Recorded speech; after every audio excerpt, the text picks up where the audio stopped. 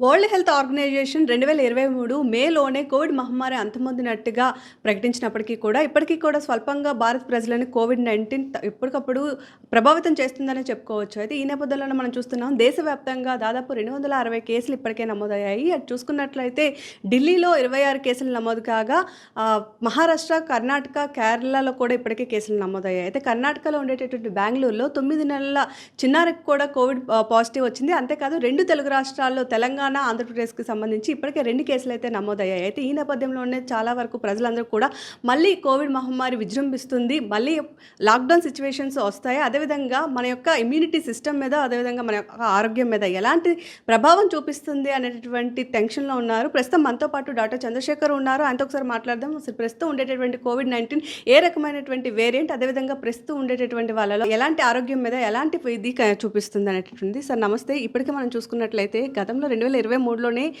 WHO ప్రకటించింది Covid మహమ్మారిని పూర్తిగా నిర్మూలించామని. కానీ మళ్ళీ కోవిడ్-19 విజృంభిస్తుందని చెప్పుకోవచ్చు.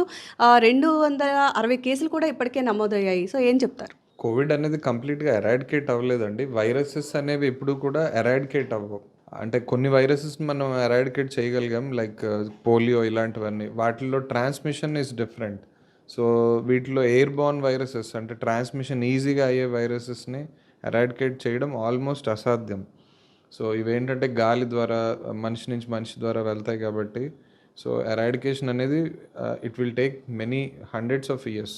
కోవిడ్ అనేది ఎప్పుడూ కూడా ఇన్ఫెక్షన్స్ ఉన్నాయి. బట్ అవుట్ బ్రేక్స్ అంటే సీజనల్‌గా ఎపిడమిక్ లాగా మనం 2020లోని, 21లో చూసింది హ్యూజ్ పెద్ద మ్యాసివ్ ఎపిడమిక్స్ అవి. సో ఒకేసారి ఎక్కువ లక్షల మంది, కోట్ల మంది ప్రజలు ఎఫెక్ట్ అయ్యారు. సో ఇప్పుడేంటంటే పాకెట్స్‌లా వస్తున్నాయన్నమాట. సో అలాగే ఇంతకుముందు ఎవరికి కూడా కొత్త వేరియంట్ అప్పుడొచ్చిన వేరియంట్, కొత్త వేరియంట్‌కి ఇమ్యూనిటీ లేకపోవడం వల్ల సో అప్పుడు అందరూ కూడా బాగా ప్రభావితమయ్యారు.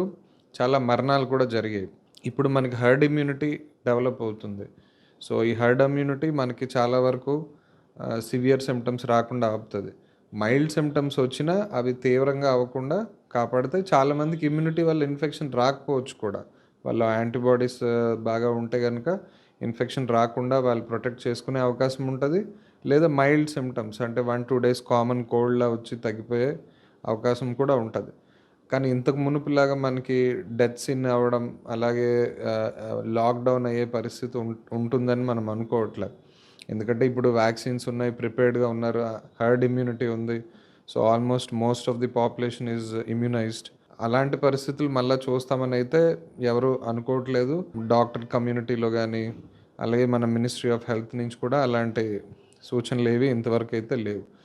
డాక్టర్ గతంలో మనం కోవిడ్-1, కోవిడ్-2 ఫేసెస్ చూసాము. అయితే కోవిడ్-1, కోవిడ్-2 ఫేసెస్ లానే ఇప్పుడు కూడా ఉంటుందా? అంటే సింప్టమ్స్ లేదా లక్షణాలు యాజ్ యూజువల్‌గా ఉంటాయా? వేరియేషన్ ఏమైనా ఉంటదా? సిమ్టమ్స్ అనేవి సిమిలర్‌గానే ఉంటాయండి. సాధారణమైన దగ్గు, జలుబు, ఒళ్ళు నొప్పులు, జ్వరంతో మొదలవుతాయి ఫస్ట్ 3 రోజులు.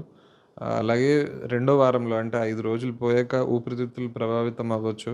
లంగ్స్‌లో ఇన్‌ఫిల్ట్రేట్స్ పెరగడం వల్ల పేషెంట్స్‌కి అప్పుడు ఆయాసం, దగ్గు ఎక్కువవ్వడం, ఛాతీలో భారంగా ఉండడం ఇలాంటి లక్షణాలన్నీ పెరగొచ్చు. సో అడ్మిషన్స్ అన్నీ కూడా రెండో వారంలోనే జరుగుతాయి. సో మైల్డ్ సిమ్టమ్స్ ఉన్నప్పుడు అందరూ కూడా ఇంటి దగ్గరే ట్రీట్మెంట్‌తో ఇచ్చేసుకుంటారు. ఎప్పుడైతే ఆయాసం స్టార్ట్ అవుతుందో, ఎస్‌పిఓ2 డ్రాప్ అవుతుందో అప్పటికే హాస్పిటల్స్ రావడం స్టార్ట్ చేస్తారు. సో అలాంటి అంటే మనం 2021లో చూసినంత తీవ్రంగా ఇప్పుడు డిసీజ్ ఉంటదని అనుకోవట్లేదు. అలాగే ఇది కోవిడ్ వైరస్ అనేది ఇంతకుముందు వైరసే. బట్ దానిలో స్ట్రెయిన్స్ అంటే జేఎన్-1 వేరియంట్ అనేది ఇప్పుడు హాంకాంగ్ వేరియంట్ ఇలాంటి వేరియంట్స్‌తో ఇప్పుడు ఎక్కువ కేసెస్ వస్తున్నాయి. సార్ ఇప్పుడు డాక్టర్ గారు ఒమిక్రాన్ సబ్ వేరియంటే ఇప్పుడు ఉండేటటువంటి కోవిడ్-19గా కూడా చెప్పుకుంటున్నాము. ఇలాంటి నేపథ్యంలో ఇప్పుడు ఉండేటటువంటి కోవిడ్-19కి అసలు ఏమని నామకరణం చేశారు? అదేవిధంగా దీని యొక్క లక్షణాలు ఎలా ఉంటాయి? అప్పుడు లాంగ్ టర్మ్ ఇంపాక్ట్ చూపించేది లంగ్స్ సిస్టమ్ మీద కానియండి, ఇమ్యూనిటీ సిస్టమ్ మీద కానీ, ఇప్పుడు కూడా అదేవిధంగా లాంగ్ టర్మ్ ఇంపాక్ట్ ఏమైనా చూపిస్తే ఛాన్స్ ఉందా? నామకరణం అయితే కొత్తగా ఏం చేయలేదండి. ఇవన్నీ కూడా అదే వైరస్‌లో వేరియంట్స్. ఎక్కడైతే ఔట్ బ్రేక్ వస్తదో ఫస్ట్ ఆ స్ట్రెయిన్‌ని డిటెక్ట్ చేస్తారో, సో అక్కడ దీని నామెన్‌క్లేచర్ బట్టి దానికి పేరు పెడతారు. ఇప్పుడు జేఎన్-1 అనేది కొత్తగా వచ్చిన స్ట్రెయిన్. దానిలోనే ఒక సబ్ స్ట్రెయిన్ అనేది హాంకాంగ్ వేరియంట్ అనేది ఉంది. సో నామకరణం అయితే కొత్తగా ఏం చేయలేదు. జేఎన్-1 వేరియంట్ అని మనం అనొచ్చు. ఒమిక్రాన్ ఇంతకుముందైతే ఎలా పెట్టారో. తీవ్రత ఇందాక మనం అనుకున్నట్టు తీవ్రత అయితే మైల్డ్‌గానే ఉంటాయి. అలాగే మనకి పెద్దవాళ్ళు అంటే 60 ఏళ్ళు దాటిన వాళ్ళు, అలాగే క్యాన్సర్ ఉన్న పేషెంట్స్, అలాగే వేరే severe diseases, pneumonia, lung diseases ఉండేవాళ్ళు, ఎంఫెసిమా, సిఓపిడి ఉండేవాళ్ళు, స్మోకర్స్, డయాబెటీస్, ఆల్కహాలిక్స్ ఇలాంటి వాళ్ళు ఎక్కువగా ప్రభావితం అవ్వచ్చు. వాళ్ళల్లో ఊపిరితిత్తులు దెబ్బతినే అవకాశం ఎక్కువ ఉంటుంది. బట్ ఇంతకు మునుపు చూసినట్టయితే మాత్రం అంత తీవ్రత ఉండదండి. ఓకే. సో, గతంలో చాలా వ్యాక్సినేషన్స్ వేపించుకున్నారు కోవిడ్-19 పీరియడ్‌లో. అయితే ఆ వ్యాక్సినేషన్స్ వేసుకున్న తర్వాత కూడా ఎందుకని కోవిడ్ పాజిటివ్ వస్తుంది? ఈ ఈ వ్యాక్సిన్స్ మీద ఇంకా మనం బోలెడంత ట్రయల్స్, స్టడీస్ చేయాల్సి ఉంది. సో, ఈ ఎపిడెమియాలజికల్ సిట్యుయేషన్స్‌లో, క్రైసిస్‌లో ఏంటంటే మనకి స్టడీస్‌ని కొంచెం స్పీడప్ చేసి ప్రొటెక్షన్ కోసం త్వరగా వ్యాక్సిన్స్ లాంచ్ చేయడం జరుగుతది. వాటి ఎఫికసీ వ్యాక్సిన్ ఎంత పనిచేస్తదనేది వ్యాక్సిన్ ఎఫికసీ బట్టి డిపెండ్ అవుద్ది. సో, కొన్ని వ్యాక్సిన్స్ ఇంతకుముందు మనకి మమ్స్, మీజిల్స్, పోలియో ఇవి 100% రాకుండా చూస్తాయి. సో, ఇప్పుడు కోవిడ్‌లో డెవలప్ చేసిన ప్రస్తుతం ఉన్న వ్యాక్సిన్స్ ఇన్ఫెక్షన్ రాకుండా చూసే అవకాశం చాలా తక్కువ. అవి కేవలం మనకి తీవ్రమైన ఇన్ఫెక్షన్ లేదా ఊపిరితిత్తుల సమస్య ద్వారా చనిపోయే రిస్క్‌నే తగ్గిస్తాయి గానీ, ఇన్ఫెక్షన్ మనకి రాకుండా చేసే అవకాశం అయితే తక్కువే కనిపిస్తుంది. ఎఫికసీ తక్కువ. రైట్. ఈ నేపథ్యంలోనే చూసుకున్నట్లయితే ఒకవైపు కేసెస్ పెరుగుతున్నాయి. మీరు చెప్పినట్టుగా సివియర్ డెత్స్ లేకపోవడం కానీ, ఐసీయూలో ఉండేటటువంటి పేషెంట్స్‌కి ప్రస్తుతానికి కోవిడ్ పాజిటివ్స్ ఎక్కడా లేవు. అయితే పానిక్ అవ్వాల్సిన సిచ్యువేషన్ లేనప్పటికీ బూస్టర్ డోస్ మీద అందరికీ కూడా ఒక సందేహం ఉంది. ఎందుకంటే ప్రస్తుతం ఉండేటువంటి పరిస్థితుల్లో బూస్టర్ డోస్ వేసుకోవాలా వద్దా అని. దీని మీద ఏం చెప్తారు? అసలు బూస్టర్ డోస్ ఎప్పుడు వేసుకోవాలంటారు? బూస్టర్ డోసెస్ మనం ప్రతి సంవత్సరం తీసుకోవాలండి. ఇప్పుడు ఇన్‌ఫ్లుయెన్జాకి ఎలాగైతే మనకి ప్రతి 6 నెలలకి సీజన్‌కి ముందు మనం సీజనల్ చేంజెస్‌కి ముందు సంవత్సరానికి 2 సార్లు ఎలా తీసుకుంటామో, అలాగే ప్రతి సంవత్సరం కొత్త స్ట్రెయిన్స్ వచ్చినా, కొత్త అటాక్స్ వచ్చినప్పుడు మనం వ్యాక్సిన్ బూస్టర్ డోస్ తీసుకోవాలి. తీసుకుంటే మనం ఇందాక అనుకున్నట్టు అది మనకి డెత్స్ నుంచి ప్రివెంట్ చేస్తది. సో, ఇన్ఫెక్షన్ రాకుండా అయితే ప్రస్తుతానికి ఇవి అంత ఎఫెక్టివ్‌గా లేవు. మేబీ ఫ్యూచర్‌లో ఇంకా కొత్త వ్యాక్సిన్స్ వాటి వల్ల మనకి ఇన్ఫెక్షన్స్‌ని రాకుండా అరికట్టే పరిస్థితి రావచ్చు. వరల్డ్ హెల్త్ ఆర్గనైజేషన్ దీని మీద ఏవైనా సరే ఇప్పటికే ఆదేశాలను ఇవ్వడం జరిగిందా లేదా? అంటే జనరల్‌గా డబ్ల్యూహెచ్ఓ వాళ్ళు ఏ ఎపిడమిక్స్ వచ్చినా, ఏ ఔట్ బ్రేక్స్ వచ్చినా వాళ్ళు ఇస్తూ ఉంటారు. బట్ పానిక్ అవ్వద్దనే వాళ్ళు చెప్తున్నారు. ట్రావెల్ చేసినప్పుడు మాస్క్ వాడమని, శానిటైజ్ చేసుకోమని, రొటీన్ కేర్ ఏవైతే అలాగే కోల్డ్, కాఫ్ ఉంటే బయటికి రావద్దని, ట్రావెల్ చేయొద్దని ఇలాంటి జనరల్‌గానే చెప్తున్నారు గానీ, లాక్‌డౌన్స్ కోసం గానీ, ఇలాంటి ఇవైతే ఇలాంటి ఆదేశాలైతే ఎక్కడ జారీ చేసినట్టు మనకు లేదు. సో, ఇప్పుడు ప్రస్తుతానికి మనకి చూసుకున్నట్లయితే ఐసీయూకి సంబంధించి ఎలాంటి అవసరం లేనప్పటికీ కూడా ఫ్యూచర్‌లో ఒకవేళ కేసెస్ ఎక్కువైనట్లయితే మనకి ఐసోలేషన్ వార్డ్స్ చాలా వరకు అవసరం.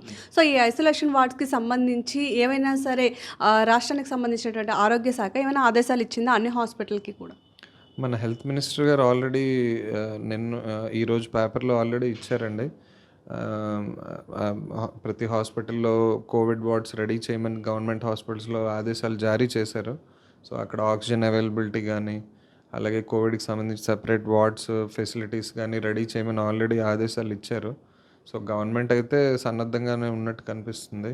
ఇప్పుడు అన్ని ప్రైవేట్ హాస్పిటల్స్‌లో కూడా ఆక్సిజన్ అవైలబిలిటీ గానీ, ప్రతి బెడ్‌కి ఆక్సిజన్ వచ్చే సదుపాయాలు అన్నీ కూడా డెవలప్ అవుతున్నాయి. సో, అలాంటి ఔట్ బ్రేక్స్ వచ్చినా మనం సన్నద్ధంగానే ఉంటాం. జాగ్రత్తలు కూడా తీసుకొని ఎపిడమిక్ అవ్వకుండా మనం నివారించాలి. సార్, గతంలో చూసుకున్న కోవిడ్-1, కోవిడ్-2 2 పీరియడ్స్‌లో కూడా మనకి ఆక్సిజన్ డెఫిసిటీ వల్లనే చాలా డెత్స్ జరిగాయని చెప్పుకోవచ్చు. అయితే ఈ నేపథ్యంలో ఇప్పుడు ఉండేటటువంటి ఒకవేళ విజృంభించదు, బట్ ఉన్నటువంటి వాళ్ళకి కూడా ఈ ఆక్సిజన్ ప్రాబ్లమ్స్‌తో సఫికేట్ అయ్యి హాస్పిటల్‌లో అడ్మిట్ అయిన వాళ్ళకి ఎలాంటి జాగ్రత్తలు తీసుకుంటారు? మరి అంటే హాస్పిటల్‌లో అడ్మిషన్ అయ్యాక మాత్రం మనం వీళ్ళని ఐసోలేషన్ రూమ్స్‌లో గానీ, లేదా ఐసీయూస్‌లో పెడతాం. వేరే సాధారణమైన పేషెంట్స్‌లో మనం కలపకూడదు. సో, ఆ లక్షణాలు అనుమానం ఉన్నా, డౌట్ ఉన్నా మనం వీళ్ళని వేరు చేయాలి. వేరే రూమ్‌లో ఐసోలేషన్ చేసుకొని, అలాగే మనం కూడా శానిటైజ్ చేసుకొని లోపలికి, బయటికి వెళ్ళినాక మన చేతులు అన్నీ కూడా శానిటైజ్ చేసుకోవాలి. మాస్క్ మనం వాడుకోవాలి. సో, ఇలాంటి జాగ్రత్తలు తీసుకుంటే చాలా వరకు మనము ఇన్ఫెక్షన్ ఒకళ్ళ నుంచి ఒకళ్ళకి స్ప్రెడ్ అవ్వకుండా నివారించగలం. ఏదైనా prevention is better than cure అంటాం కదా! సో, ఆరోగ్యపరంగా కానీ లేదా మిగతా వాటిల్లో కానీ జాగ్రత్తలు తీసుకుంటే వీటి నుంచి కొంచెం మనం ఎస్కేప్ అవ్వచ్చు అని చెప్పుకోవచ్చు. సో, ఈ నేపథ్యంలో కోవిడ్-19కి సంబంధించి ఆరోగ్యపరమైనటువంటి జాగ్రత్తలు ఏ విధంగా తీసుకోవాలంటారు? సో, ఈ ఈ ఈ వైరల్ ఇన్ఫెక్షన్స్‌ని ప్రివెంట్ చేయడం అయితే ఫుడ్ జాగ్రత్తలతో చాలా కష్టమండి. బట్ ఓవరాల్‌గా మన జనరల్ హెల్త్ అంటే మన ఇమ్యూనిటీ బాగుండేలా చూసుకోవాలి. రెగ్యులర్‌గా ఎక్సర్సైజ్ చేయడం, మంచి హెల్తీ డైట్ తీసుకోవడం, బ్యాలెన్స్ డైట్ అంటే ఎక్కువ vegetarian diet, vegetables, nuts, dry fruits ఇలాంటివన్నీ ఎక్కువ తీసుకుంటే మనకి ఇమ్యూనిటీ బావుంటుంది. ఎక్సర్సైజ్ ప్లస్ డైట్ ఈ 2 కలిపి చేస్తేనే మనకి ప్రొటెక్షన్ ఉంటుంది. సరే ఈ రోజుల్లో మనం చాలా వరకు కోవిడ్-19 అయిపోయింది అని అనుకోని చాలా వరకు రిలాక్స్ అవుతున్నాము. అయితే మళ్ళీ ఇప్పుడు కోవిడ్ కేసులు వస్తున్నాయి కాబట్టి దాన్ని నిర్ధారించే కిట్లు అన్ని హాస్పిటల్స్‌లో కూడా ఇప్పటికి కూడా అవైలబుల్‌గా ఉన్నాయి అనుకోవచ్చా? అవైలబిలిటీ అనేది గవర్నమెంట్ సెటప్స్‌లోనైతే డెఫినెట్‌గా ఉంటాయండి. సో, ప్రైవేట్ హాస్పిటల్స్‌లో మరిప్పుడు కేసెస్ పెరిగితే గనక మేము కూడా సన్నద్ధం అవ్వాలి. ఆ కిట్స్ అన్నీ కూడా రెడీ చేసుకొని సన్నద్ధంగా ఉంటే మనము ఎలాంటి ఆపత్తి వచ్చినా మనం నివారణ చర్యలు తీసుకోగలం. సో జనాలు కొంచెం ఈ విషయంలో పానిక్ అవుతున్నారని చెప్పుకోవచ్చు. సో ఒక డాక్టర్‌గా మీరేం చెప్తారు జనాలందరికి? పానిక్ అవ్వాల్సిన విషయం అయితే ఏం లేదండి. సో, రెగ్యులర్‌గా సీజనల్‌లో దీనిలో ఆ! ఇదొక ఔట్‌బ్రేక్ అనుకోవచ్చండి. సీజనల్ ఫ్లూ లాగే ఇది కూడా ఇప్పుడొచ్చిందనుకోవచ్చు. సో, నెక్స్ట్ 15, 20 డేస్‌లో అలా నెమ్మదిగా కేసెస్ తగ్గుతాయి.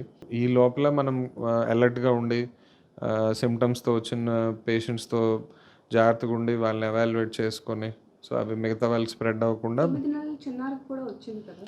యూజువల్‌గా చిన్న పిల్లల్లో ఇన్ఫెక్షన్ వస్తుందండి. బట్ సిమ్టమ్స్ ఉండవు వాళ్ళకి. కొంతమందికి సిమ్టమ్స్ రావచ్చు, మైల్డ్‌గా ఉంటాయి. తగ్గిపోతుంది. కోల్డ్ ఫీవర్ 1 డే వాళ్ళకి మనం టెస్ట్ చేసినప్పుడు అది టెస్ట్ పాజిటివ్ రావచ్చు. బట్ తీవ్రమైన లక్షణాలు చిన్నపిల్లలకి ఉండవు. అంటే లంగ్స్ ఎఫెక్ట్ అయ్యేంత సమస్య వాళ్ళకైతే ఉండదు. చిన్నపిల్లలు ఎఫెక్ట్ తక్కువ అవుతారు. ఇన్ఫెక్ట్ అవుతారు. ఎఫెక్ట్ తక్కువ అవుతారు. రెండిటికి తేడా గమనించాలి. సో చూసారు కదా! ప్రస్తుతం ఉండేటటువంటి కోవిడ్-19 వలన అంతే ఇబ్బంది పడాల్సినటువంటి పరిస్థితులైతే తలెత్తవు అని చెప్తున్నారు. అయితే ఇది ప్రస్తుతానికి సబ్ వేరియంట్ కాబట్టి దీని లక్షణాలు కూడా చాలా మైల్డ్‌గా ఉంటాయని చెప్తున్నారు. కేవలం ఇన్ఫెక్ట్ అవుతారు గానీ ఎఫెక్ట్ అయితే అవ్వరు అని కూడా డాక్టర్స్ అయితే నిర్ధారించినటువంటి పరిస్థితి. కాబట్టి ప్రతి ఒక్కరు కూడా సొంతంగానే కొన్ని రకాలైనటువంటి జాగ్రత్తలు తీసుకొని శానిటైజర్స్ యూజ్ చేయడం కానియండి, మాస్కులు ధరించడం కానియండి, ఓన్‌గానే సోషల్ డిస్టెన్స్‌ని పాటించడం కానియండి, ఇవన్నీ చేసుకున్నట్లయితే కోవిడ్-19 ఒకవేళ వచ్చినా సరే చాలా స్వల్పంగా తగ్గిపోతుంది కానీ డెత్ వరకు వెళ్ళేటటువంటి పరిస్థితులు మళ్ళీ రిపీట్ అవ్వవు అనేటటువంటి ధీమానైతే వ్యక్తం చేస్తున్నారు.